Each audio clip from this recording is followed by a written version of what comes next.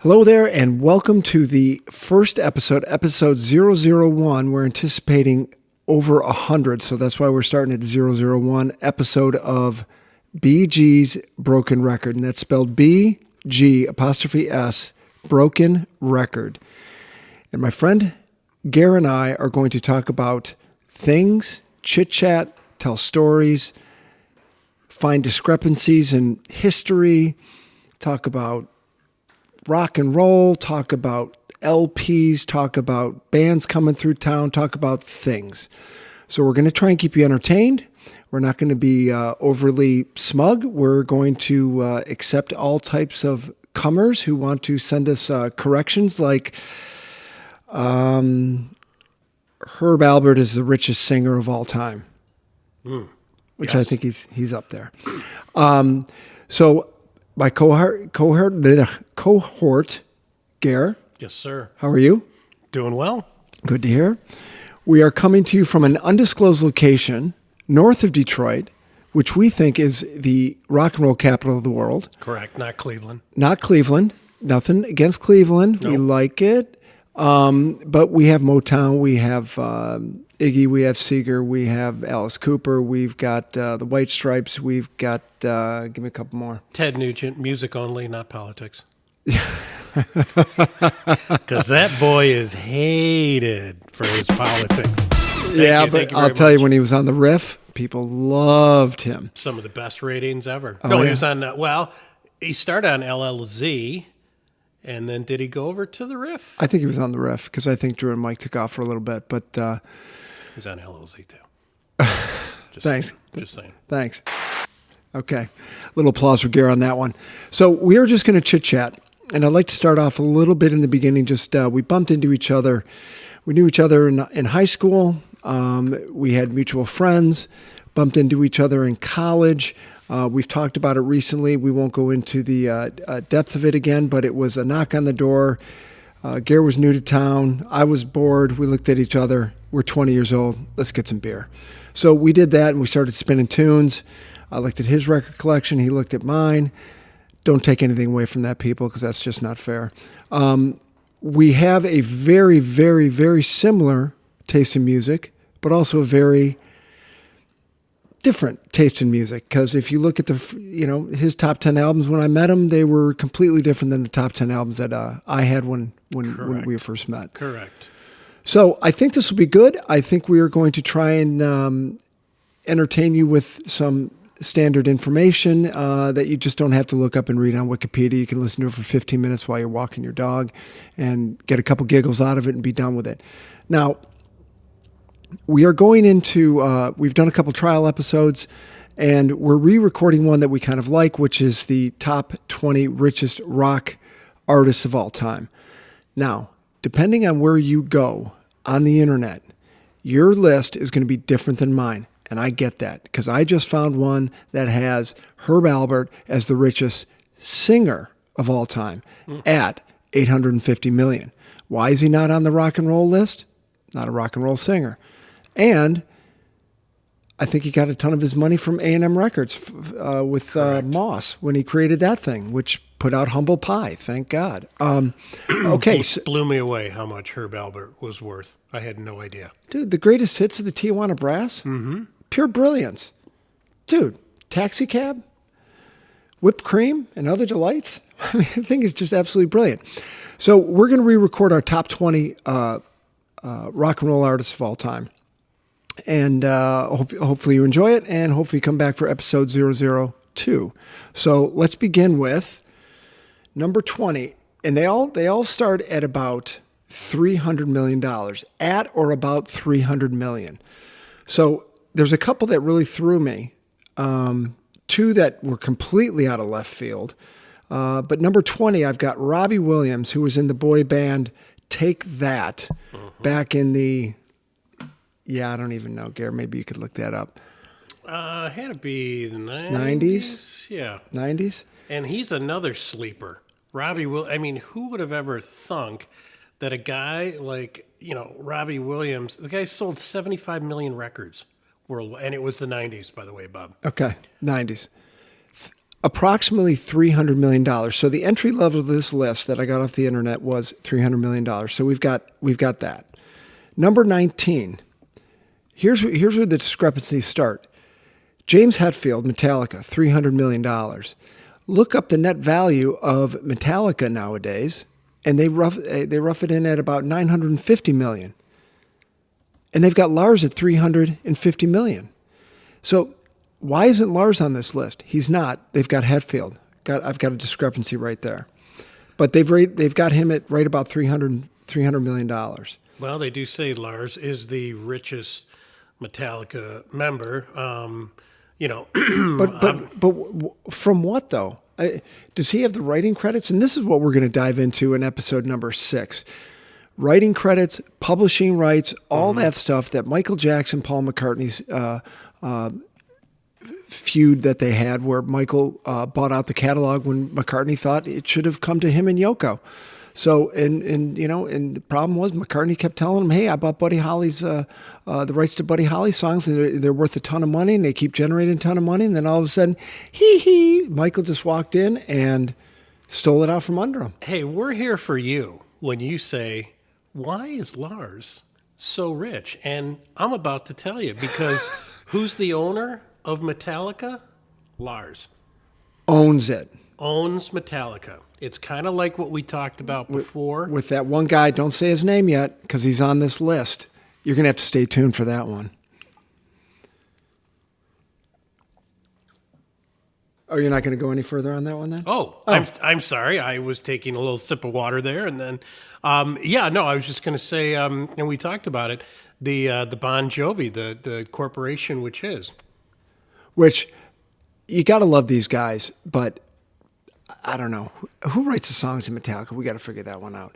So that's maybe where you can come back and send us a little note and say, hey, Hetfield writes it. Lars gets a cut of every song that gets done. I don't really know. So we'll have to look into that. Number 18, old timer, Eric Clapton. Say what you want about him. He's been around a long time. I think he's a gentleman, except for the multiple marriages, but that's by the by. He's in it roughly $300 million. Still puts on a hell of a show. Saw him a few years ago, and he backs himself up with a pretty powerful band. 17, at around $300 million. One of the, what was it, 90s or 2000s that Dave Matthews was touring like every week? Oh, that had to be, well, I'll tell you right now. I first saw Dave Matthews at the Aragon Ballroom. Chicago. In Chicago. Was at 42nd and Lawrence. And Dave Matthews warmed up for Big Head Todd and the Monsters. I like that band. Great band. Like them. And that had to be 1991. Maybe. What, right when you got to Chicago? Oh, no, that was 3 years after. Okay. Yeah. No, it was like 90, 91. And the big thing, if you remember with Dave Matthews, they sold their own CDs at the show. Because I know some artists would burn the CD during the show and then sell it after. They were just peddling their CDs at the show. And that was unheard of at the time. And I can remember walking up to their table. They got the T-shirts and the CDs, and that's how. First of all, they toured relentlessly, 365 days a year, but they started peddling their music. So, that's when I first saw them. So, early 90s. Early 90s, okay. Yeah. So Dave Matthews at around $300 million. Here's the two left field ones that surprised the hell out of me. ABBA, 16 and 15. Bjorn and Anna Fried at around $300 million each. I know they're popular. I know they were huge in the 70s. I know Mamma Mia probably put a lot of money in their pocket because I think that's played, New York, London, Paris, Rome, and Gstaad. Sorry, can't resist that one. But that one, believe me, that one threw me. Okay, so here's another couple that I found interesting. Adam Clayton from U2, bass player, first bass player on the list, at around $300 million. Wow. Did a little more research on that, and supposedly U2 splits their monies, their writing credits 4 ways. So everybody should be on the list, right? Okay. Larry. Just throwing that out. Next at 13, another bass player, Roger Waters, 310 million. So he's actually above the 300 million mark. Roger Waters, yeah, guy's a genius. Gare, we saw him. He's angry. He's one angry dude. He's an angry old guy. David Gilmour doesn't seem so angry. Yeah, I think he's kind of angry too. David Gilmour. Yeah, I think so. I watched a video of this guy. There's a guitarist out there. His name's Chris Buck. He's on YouTube. He does this episode once a week called Friday Fretworks, 15 minutes. An amazing guitar player. But he was playing a guitar, and he said he had to play a solo like Dave Gilmour would, because if he played note for note a Pink Floyd song, YouTube would demonetize the video. Or David Gilmour's going to go after him too for some stupid reason. But that's it. YouTube, they're going to get a cease and desist letter. YouTube's going to demonetize it, mean they're going to take it off the platform and you can't use it. Right. Just for playing the song. Not playing the song, but playing the song on a guitar. I mean, unbelievable. It's freaking ludicrous. Unbelievable. It's ludicrous. Okay, Roger Waters. Next U2 member, The Edge, at about $340 million. Phenomenal guitar player. One of those guys that you wouldn't think changed the sound of music, of rock and roll, but he did. Well, and it goes back to, if you look at the background of U2, everyone in the band but Adam were born-again Christians. Yeah. And he was the guy early on Struggled who was with it. drinking, smoking pot, and... Sorry. Wrong button there. And I don't know if he's come around now or whatever, but in the beginning, he was the rebel of the group. And it's kind of what we talked about before, too. You look at U2. Okay, Sunday, Bloody Sunday, it was a struggle, but New Day, you look at their music, and it's what we talked about. Will Smith, whole career, no profanity. Yeah, Lenny that's Kravitz, amazing. whole career singing about love. Yeah. And if you're that type of group, it works. I mean, you don't have to. Oh, there we go. You look at some of this rap, and maybe I'm sounding old, but the lyrics are unbelievable. Yeah, they're pretty sad. Well, let's not even go into that. That's a whole nother thing.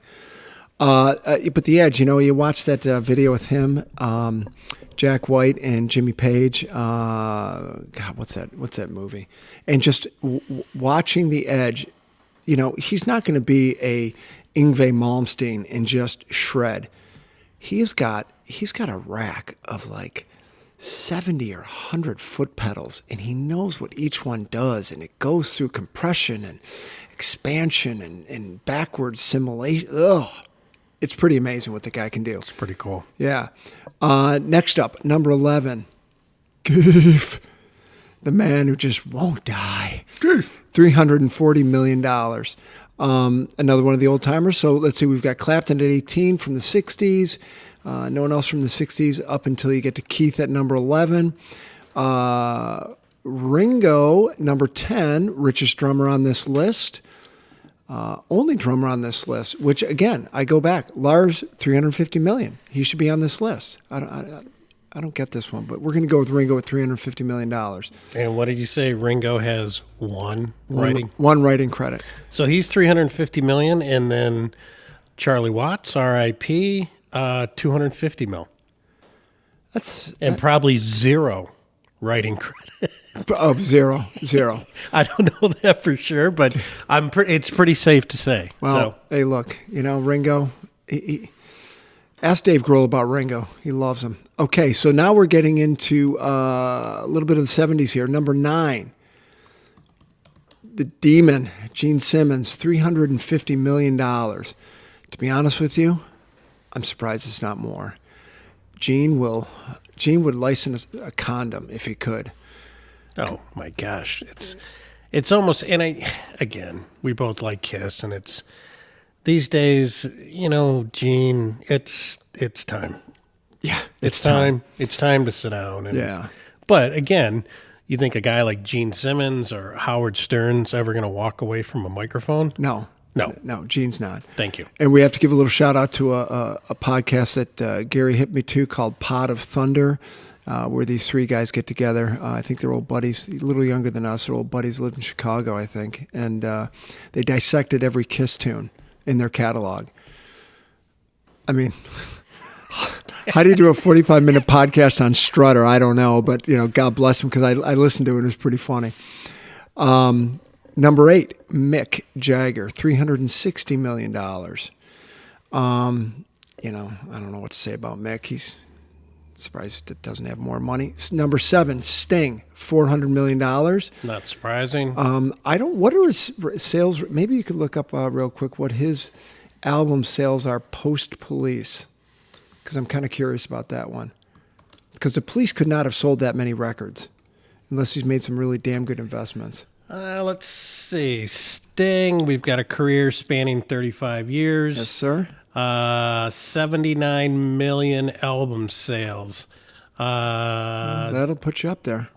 This number doesn't consider 10.8 million sales made under his name with the Police. So how many? 75 or 79 million? 79, but 10.8 with the Police. So for easy numbers, 69 million as a solo artist. Wow. Good for Pretty him. impressive. Good for him. Yep. Okay, number 6. This one I makes me a little bummed out. I'll let you take this one. John Bon Jovi, $410 million. The corporation, which is John Bon Jovi. one employee, Yep. one employee. Hey, man, the boy from Jersey. He's Yeah. done all right for himself. Yep. Number 5, Sir Elton, $500 million. Not surprised by that. Not at all. Another guy. Time to go.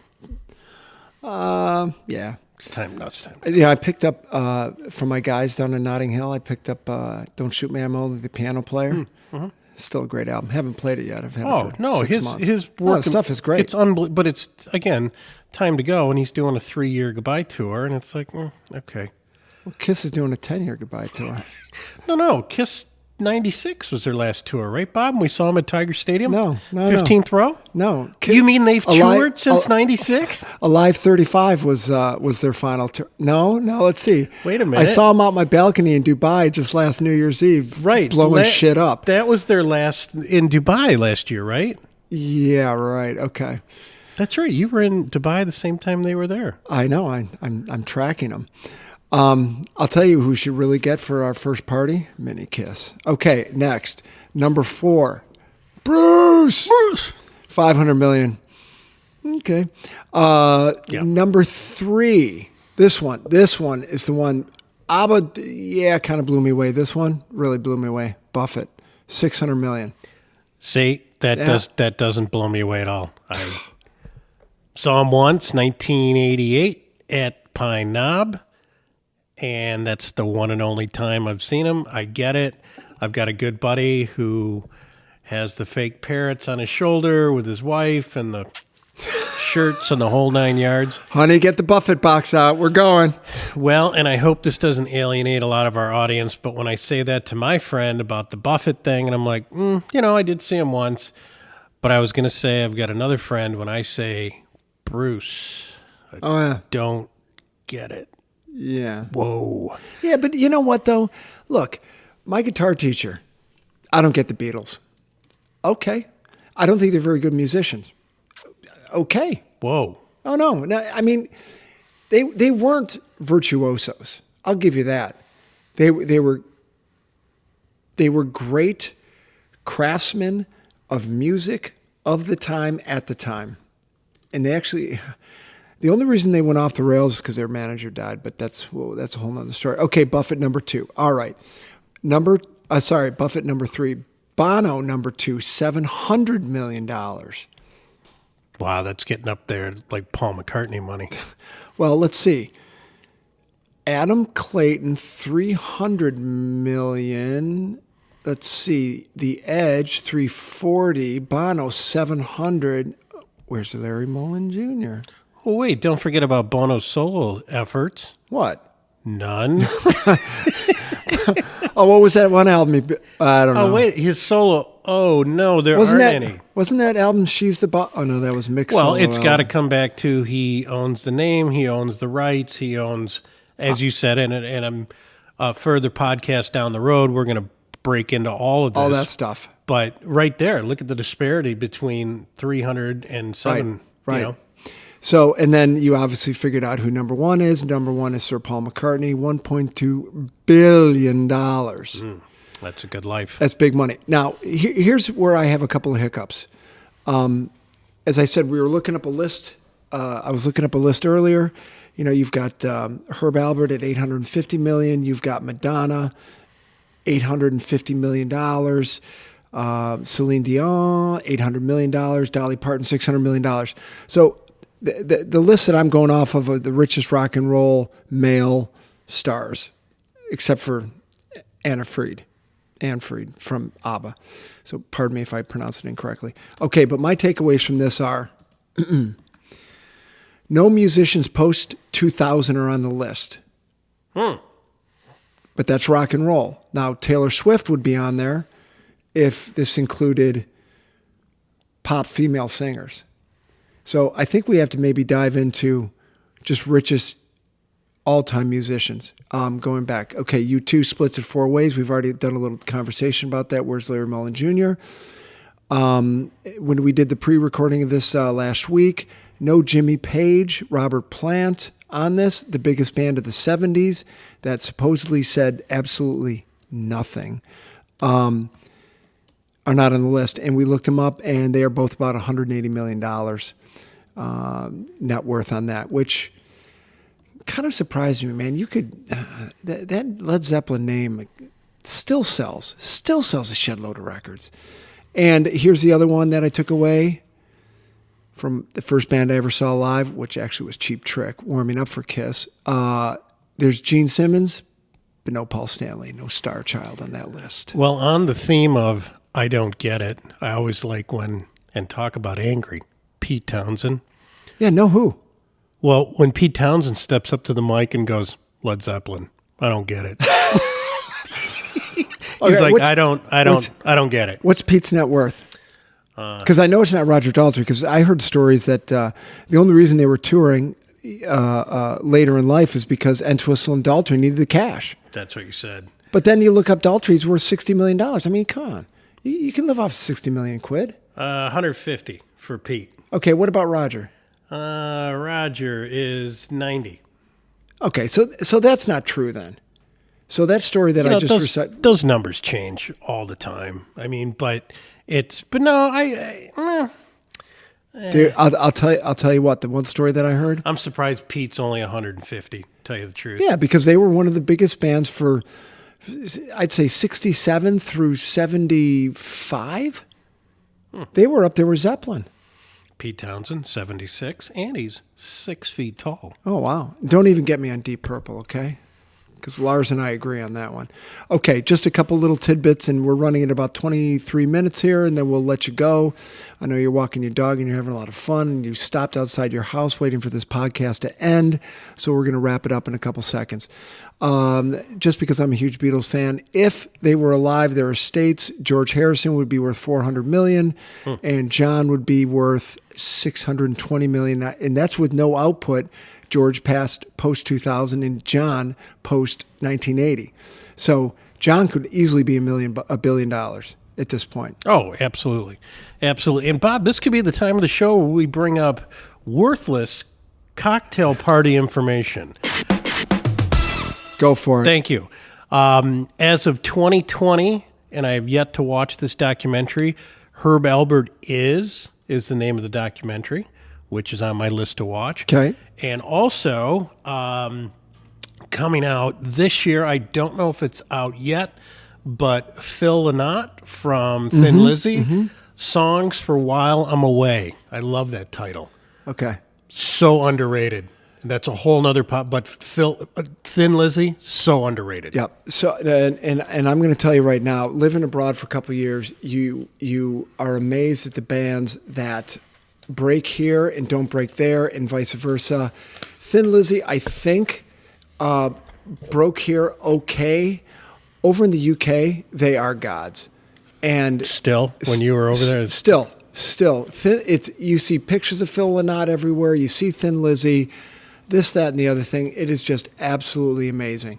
Bands like Boomtown Rats. I love them. They couldn't get arrested in this town. I think one of the well, we'll get into one of what the problem would have been. But I think that's a whole nother one that I find extremely interesting. Ones that make it on one side of the Atlantic and ones that don't make it. So we will touch on that a little later.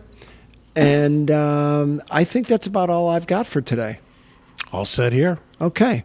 Well, listen, thanks for spending 23 and a half minutes with us. We really do appreciate it. We will be back in a week. We are going to give you some more information. Please tell your friends, tell your cohorts. If you like to chit-chat, we're here to be with you when you're walking your dog or your cat or your monkey or whatever you do when you're outside in this frigid, cold winter weather in the States. I'm Bob. This is my buddy Gare. We're going to take off and let you be. Peace.